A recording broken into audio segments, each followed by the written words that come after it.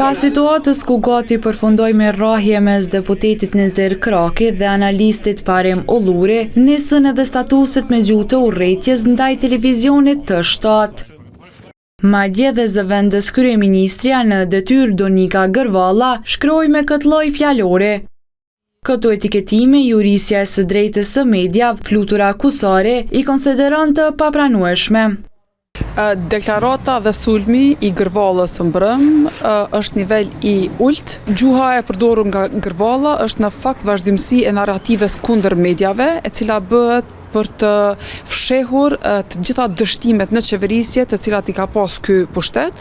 Ndaj gjuhës së tillë reagoi edhe Asociacioni i Gazetarëve. Gjatë gjithë mandatit ata kanë përhapur gjuhë të urrëties kundër gazetarëve, duke provuar që të minojnë punën e rëndësishme të mediave dhe të gazetarëve. KK-ja vazhdon të bëjë ftesë politikanëve të pushtetit, me që ata janë shumë aktiv, që të heqin dorë nga këto praktika. Regja thotë se këto ankesa të dërgohen tek organet kompetente, por që duhet të ndalet fushata e orkestruar e denigrimit të punës së gazetarëve, pasi kjo rrezikon sigurinë e tyre.